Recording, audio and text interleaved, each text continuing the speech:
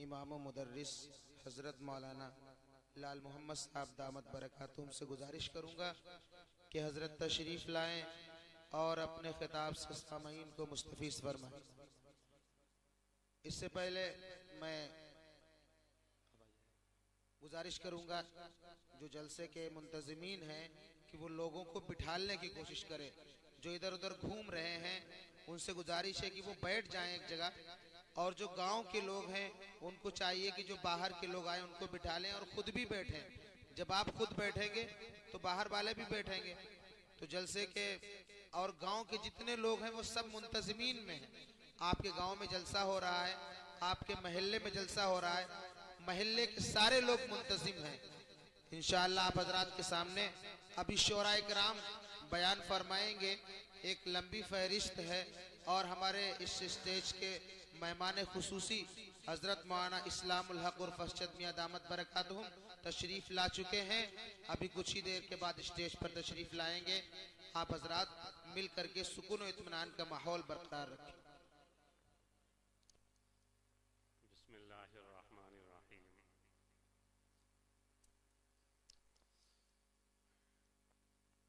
अल्हम्दुलिल्लाहि रब्बिल आलमीन वस्सलातु वस्सलामु अला रसूलिहिन नबिय्यिल करीम अम्मा बाद।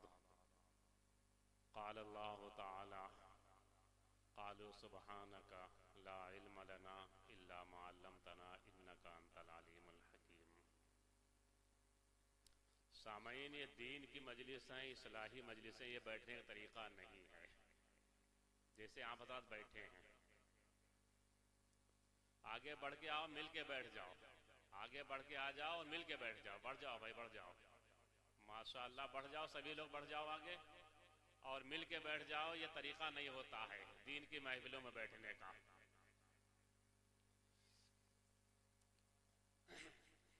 अभी कहा गया ना कि जब आप लोग बैठोगे तो जो बाहर से आए वो भी बैठ जाएंगे। आप जिम्मेदार हैं, हर आदमी जिम्मेदार है इस जलसे का। तो सामईन, कहना ये बात है कि इस्लाम के बुनियादी अरकान जो हैं वो 5 हैं। उनमें से सबसे अहम रुकन जो है वो नमाज है।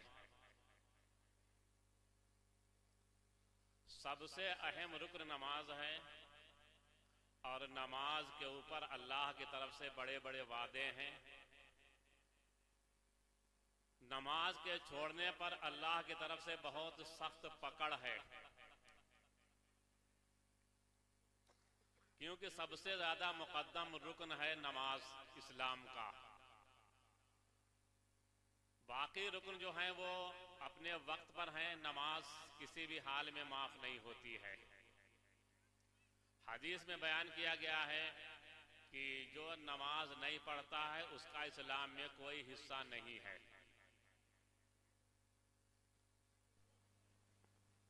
एक जगह यूं बयान किया गया है कि जो जानबूझ के नमाज छोड़ देता है वो काफिर हो जाता है। जो जानबूझ के नमाज छोड़ देता है वो काफिर हो जाता है। आज हमारे अंदर नमाजों से बहुत बड़ी लापरवाही, गफलत है। अगर हम नमाज पढ़ने लगे तो सारे मामलात हमारे दुनिया के भी और दीन के भी दुरुस्त हो जाएंगे इंशाअल्लाह। लेकिन आज अफसोस है कि मुसलमान की जिंदगी में नमाज नहीं रही। बाकी दीन के काम सारे हैं, अगर नहीं है तो नमाज नहीं है। नमाज के लिए कोशिश की जाती है कि हमारी जिंदगी में नमाज आ जाए, लेकिन हम नमाजों से पीछे चले गए। इसीलिए आज मुसलमान परेशान है दुनिया में। हालांकि मुसलमान परेशान होने के लिए नहीं आया था, मुसलमान हर एतबार से कामयाब था, लेकिन हम मुसलमान इसीलिए परेशान हैं कि हमने सबसे अहम रुकन जो अल्लाह की तरफ से था, जो अहम फरीजा था नमाज, हमने उसको छोड़ दिया। इसलिए हम परेशान हो गए। ये हमारी परेशानी की वजह है। अगर हम जब तक नमाज की पाबंदी की वो कामयाब रहे दीन की पाबंदी की वो कामयाब रहे, लेकिन हमने नमाजों को छोड़ा इसलिए जलील ख्वार हुए। सबसे ज्यादा अहम रुकन नमाज है। नमाज अपने नमाजी को दुनिया में भी इज्जत देती है और कब्र में भी इज्जत मिलेगी और मरने के बाद भी इज्जत मिलेगी।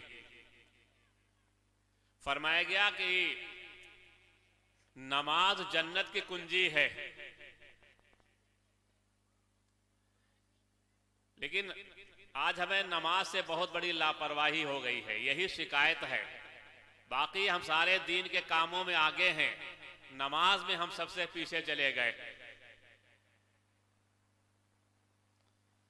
फरमाया गया कि कब्र में भी नमाज ही काम आएगी। जितने भी हम आमाल करते हैं, जब मुर्दा कब्र में रखा जाता है तो सारे आमाल उसको घेर लेते हैं। कुरान पाक की तिलावत सरहाने खड़ी हो जाती है, नमाज दाहिनी जानिब आ जाती है, रोजा बाईं जानिब, सदका खैरात पैरों की तरफ आ जाते हैं। मुनकर नकीर जो हिसाब के लिए आते हैं, जिधर से भी आना चाहते हैं उधर वाला उसको रोक लेता है। अगर दाहिनी जानिब से आना चाहते हैं तो नमाज रोक लेती है, अगर सर की जानिब से आना चाहते हैं तो कुरान की तिलावत रोक लेती है, अगर पैरों की तरफ से आते हैं तो सदका और खैरात रोक लेता है। गर्ज़े ये कि उसके अमाल उसको चारों तरफ से घेरे हुए होते हैं और उसको कब्र के अंदर आने नहीं देते हैं। यहाँ तक कि फरिश्ते अल्लाह से अर्ज करते हैं परवरदिगार, तो अल्लाह फरमाते हैं कि मेरा बंदा ऐसे ही है। सवाल तो होना है तो दूर से सवाल कर लिए जाते हैं और बंदा कामयाब हो जाता है। ये नमाज कब्र के अंदर जन्नत के बिस्तर का इंतजाम करती है, जन्नत की हवाओं का इंतजाम करती है, साये का इंतजाम करती है और उससे कहा जाता है कि आराम से अब सो जाओ। वो कयामत तक आराम से अपनी कब्र में सोता रहता है। ये जितने भी नेक अमाल दुनिया में करते हो, अल्लाह इनको एक जिस्म दे देता है, एक जुबान होगी। मरने के बाद से ही कि तुमसे बातचीत करेंगे, अपना तारुफ करवाएंगे। नमाज कहेगी हम तुम्हारी नमाज हैं, रोजा कहेगा हम तुम्हारा रोजा हैं जिसके खातिर तुम भूखे प्यासे रहे थे। ये गरजे ये कि जितने भी अमाल आपके होंगे ये सब के सब अपनी जो है आपसे तारुफ करवाएंगे और तसल्ली देंगे, घबराना नहीं, परेशान न होना। ये है तुम्हारे नेक अमाल का समरा। और यही नहीं बल्कि मरने से लेकर जन्नत में जाने तक ये तुम्हारे अमाल तुम्हारे साथ होंगे। जैसे कुछ अमल किए होंगे, अगर बुरे अमल किए तो वो भी साथ में होंगे। कब्र के अंदर फरमाया गया अगर नमाजें छोड़ी, रोजा छोड़े, ज़कात छोड़ी, झूठ बोले, बेईमानी की, यानी जितने भी काम गुनाह के हैं, यही सब सांप और बिच्छू की शक्ल में कब्र में दाखिल कर दिए जाते हैं और उस मुर्दे को डसते और नोचते रहते हैं। ये सब अपना तारुफ ही करवाएंगे। माल बोलेगा कि वो माल हूं जिसकी तुम ज़कात नहीं देते थे, यानी हर गुनाह अपना तारुफ करवाएगा और यही सब अजाब बनकर उस मरने वाले के ऊपर मुसल्लत कर दिए जाते हैं, जिसकी वजह से मुर्दा चीखता चिल्लाता रहता है, अजाब में मुब्तला रहता है। ये है हमारे आपके अमाल। मैदान हश्र में भी ये अमाल पुलसरात के रास्ते में मदद करेंगे। मीज़ान आदल जहां अमाल तौले जाएंगे वहां पर भी तुम्हारी मदद करेंगे। गरज़े ये कि हर मुश्किल मौके पर ये आपकी मदद करेंगे और इन्हीं से इंसान का काम चलेगा। तो बताइए कितनी खुशी उस वक्त होगी जब कब्र में होंगे हम, सारे रिश्ते और नाते टूट चुके होंगे, दुनिया के ताल्लुकात खत्म हो चुके होंगे, कोई अपना पास नहीं होगा, नई जगह होगी और वहां पर अगर आपको कोई अपना मोनिस, मददगार, गमख्वार, हमदर्द मिल जाए तो कितनी खुशी होती है। कहा जाता है कि आदमी परदेश में हो, अगर अपने गांव का कोई आदमी मिल जाए तो कितनी खुशी होती है। इस तरीके से बहुत खुशी उसको होगी जब अपनी कब्रों में होंगे और हमारे अमाल हमारी मदद करेंगे, एक हसीन और जमील खूबसूरत में सामने होंगे और बातचीत करेंगे, तसल्ली देंगे, घबराना नहीं, परेशान न होना। तो इसलिए फरमाया गया नमाज बहुत अहम इबादत है। अल्लाह के नबी सल्लल्लाहु अलैहि वसल्लम ने फरमाया कि मेरी आंखों की ठंडक नमाज है। गौर करो इस चीज पर। नबी सल्लल्लाहु अलैहि वसल्लम ने फरमाया कि मेरी आंखों की ठंडक नमाज में है। गर्जे ये कि जो नमाज पढ़ता है वो नबी की आंखों को ठंडक पहुंचा रहा है, और जो नमाजें छोड़ रहा है वो नबी की आंखों को तकलीफ पहुंचा रहा है। और जब आप नबी की आंखों को तकलीफ पहुंचा रहे हैं तो जरा गौर करो कि कयामत में क्या सिफारिश मिलेगी? नबी हमारी सिफारिश करेंगे कयामत में जब हम आपकी आंखों को तकलीफ पहुंचा रहे हैं और हम शफाअत के उम्मीदवार हैं। इसलिए नमाज बहुत अहम इबादत है। आज जो हाल ये है, अगर कोई बीमारी परेशानी आ जाती है तो कहा जाता है कि नमाज की तकलीफ ना दी जाए, इनको चाय की तकलीफ दी जाएगी, खाने की तकलीफ दी जाएगी, दवाई की तकलीफ दी जाएगी, लेकिन नमाज के टाइम पर उसको कहा जाए कि बताना नहीं, कहना नहीं, सोने दो, आराम करने दो, नमाज की तकलीफ न दो। हालांकि हमारे असलाफ का तरीका यह था कि वो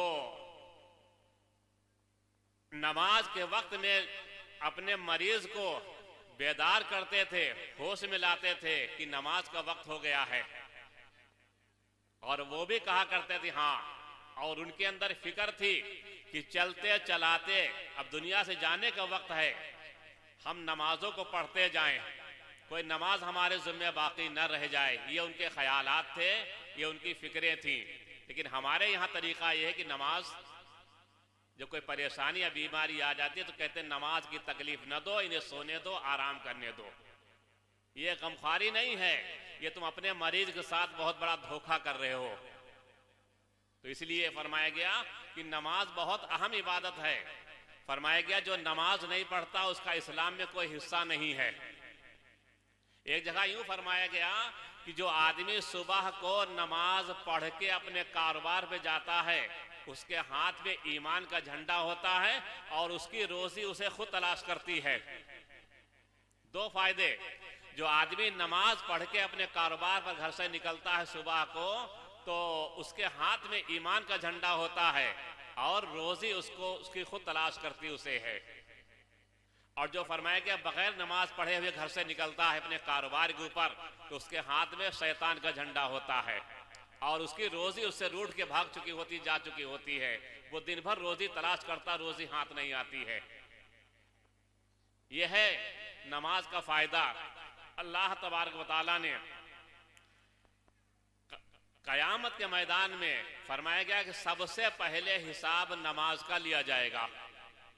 सबसे पहले हिसाब नमाज का होगा। अगर आपके हमारे आमाल में नमाज पूरी उतर गई तो इंसान कामयाब है और उसका हिसाब आसान कर दिया जाएगा। अगर आमाल में और हिसाब में नमाज मुकम्मल ना उतरी, हमारे जिंदगी में नमाज पूरी ना आई, हमारे हिसाब में पूरी नमाज ना निकली तो और हिसाब सख्त कर दिया जाएगा, हिसाब सख्ती से लिया जाएगा।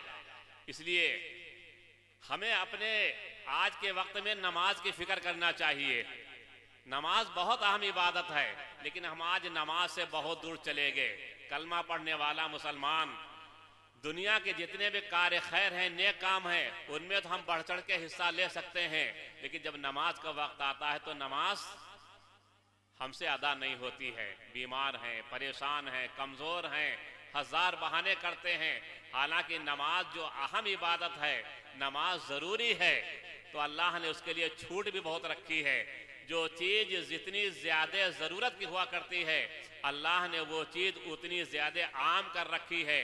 इंसान की जिंदगी के लिए पानी, हवा जरूरी है, अल्लाह ने फ्री कर रखा है। जितनी चाहो हवा इस्तेमाल करो, जितना चाहो पानी इस्तेमाल करो। इसी तरीके से अल्लाह ने नमाज को भी अहम किया है, जिम्मेदारी डाली है, तो उसके लिए अल्लाह ने छूट दे दी है। यानी ये कि कहा गया अगर तकलीफ है, बीमार हो, परेशान हो, नमाज खड़े होकर नहीं पढ़ सकते हो, तो फरमाया गया कि बैठ के नमाज पढ़ो। और अब बैठ के नमाज नहीं पढ़ सकते हो तो फरमाया गया कि लेट के पढ़ो। आ रहा मामला आगे कि अगर आप वजू नहीं कर सकते हो, आप गुस्ल नहीं कर सकते हो, तो अल्लाह ने जो है रास्ता निकाल दिया, बता दिया है कि उसके लिए तयम्मुम कर दी है। पाक मिट्टी ये इस उम्मत की खुसूसियत है कि अल्लाह ने पूरी जमीन को मस्जिद बना दिया है, नमाज पढ़ने की जगह बना दी है। जहां पर चाहो वहां पर नमाज पढ़ लो। अल्लाह ने मिट्टी को पाक कर दिया है। मिट्टी से, तयम्मुम से वुजू का भी काम लिया जा सकता है और गुस्ल के भी काम लिया जा सकता है। दो काम करना है, जमीन में हाथ मारो, चेहरे पर फेर लो, दोबारा हाथ मारो, दोनों हाथ कोहनियों पर फेर लो। ये तयम्मुम है सिर्फ। इससे तुम अगर नापाक हो, पानी नुकसान करता है, नहाया नहीं जा सकता है, तो आप पाक भी हो जाओगे। अगर वजू के लिए इस्तेमाल नहीं कर सकते हो, पानी बीमारी है, तो इससे वजू भी हो जाता है। कितनी अल्लाह ने छूट दे दी है। लेकिन इन तमाम छूटों के भी बावजूद हम नमाज से बहुत दूर चले गए। आज हमारी दुनिया के अंदर जो तबाही की, परेशानी का जो है जरिया, वो सिर्फ यही है कि हम नमाजों से दूर चले गए। हमारी जिंदगियों में नमाज नहीं रही। और याद रखो कि जब नमाज नहीं है, एक अमल नहीं होगा। इसी तरीके से हम धीरे धीरे नेक अमाल से दूर होते चले जाएंगे। आज एक छूटेगा, कल दूसरा छूटेगा, परसों तीसरा छूटेगा, यहाँ तक कि सारे अमाल छूट जाएंगे और सारी बुराइयां, सारी खुराफात हमारे अंदर भर जाएंगी। ये होता है। इसलिए जब हम नमाजों की पाबंदी करेंगे, नमाज की, तो फिर उसके जरिए से हमें और नेक अमाल करने का मौका मिल जाएगा। हमें और ज्यादा नेक अमाल करने का मौका मिल जाएगा। एक नेकी दूसरी नेकी को खींचती है। तो इसलिए आप हजरात इस खास तरीके से ध्यान दें कि आज हम नमाजों से बहुत दूर चले गए। नमाजें हमारी जिंदगी में नहीं रही। हजरत उमर रजी अल्लाह अन्हु अपने घर में कोड़ा रखा करते थे और कहा करते थे ये कोड़ा उनके लिए है जो नमाज नहीं पढ़ेगा। फरमाया करते थे ये कोड़ा उनके लिए जो नमाज नहीं पढ़ेगा। हालांकि तसव्वुर ख्याल भी नहीं होगा कि हजरत उमर रजी अल्लाह अन्हु के घर में कोई बेनमाजी हो। ऐसा कोई ख्याल भी नहीं किया जा सकता है कि हजरत उमर रजी अल्लाह अन्हु के घर में इतने ऐसे सहाबी थे कि जिनको देखकर शैतान भागता था। जिस गली से निकलते तो वहां शैतान चला जाता था। ये थे हजरत उमर रज़ी अल्लाह अन्हु और अपने घर के अंदर कोड़ा रखते थे। कहा करते थे कि जो उसके लिए है जो नमाज नहीं पढ़ेगा। इसलिए आप हजरात से गुजारिश है कि नमाज की खास तरीके से पाबंदी करें। नमाज पढ़ेंगे, नमाज को अदा करेंगे तो जो भी हमारे पर हालात हैं, परेशानियां हैं, इंशाअल्लाह ये सब दूर हो जाएंगी। एक भी बाकी नहीं रहेगी कि सारे भी हालात भी अल्लाह की तरफ से आते हैं और जो हालात आते हैं वो हमारे आपके आमाल के नतीजे में आते हैं। जैसे हम अमल करते हैं वैसे ही हमारे ऊपर हालात आएंगे। हालात भी वैसे ही आते हैं जो हमारे जैसे आमाल होते हैं। फरमाया गया कि आसमानों में दो दरवाजे हैं। अल्लाह के नबी सल्लल्लाहु अलैहि वसल्लम जब मेराज में तशरीफ ले गए हैं तो आपने देखा कुछ चीज़ें नीचे से ऊपर जा रही हैं और कुछ ऊपर से नीचे आ रही हैं। तो जिब्रील अलैहिस्सलाम से पूछा ये क्या मामला है। तो जिब्रील अलैहिस्सलाम ने बताया था कि जो नीचे से जा रही हैं वो लोगों के आमाल जा रहे हैं और जैसे लोगों के आमाल जाते हैं अल्लाह की तरफ से वैसे फैसला होकर दुनिया में आते हैं। तो आज हम खुद निगाह डालें कि हमारे आमाल कैसे ऊपर अल्लाह की बारगाह में जा रहे हैं, कैसे वैसे हमारे फैसले होके आ रहे हैं। इसलिए अपनी फ़िक्र करें और ख़ास तरीके से नमाज़ों की पाबंदी करें तो इंशाअल्लाह जो भी हालात हैं, जो भी हमारे ऊपर परेशानियां हैं, सब इंशाअल्लाह दूर हो जाएंगी। हालात भी हैं, बीमारियां भी हैं, हवादिसात भी हैं, सब कुछ आजकल हमारे ऊपर छाए हुए हैं। लेकिन हम इसीलिए हैं कि हमारे अंदर से आमाल निकल गए हैं, हम अल्लाह के अहकामात को छोड़ बैठे हैं। इसीलिए आज हमारे पास सब कुछ हालात हैं। इरादा करें इंशाअल्लाह हम आप सबको नमाज की पाबंदी नसीब फरमाए। आमीन व आखिर दावाना अल्हम्दुलिल्लाहि रब्बिल आलमीन।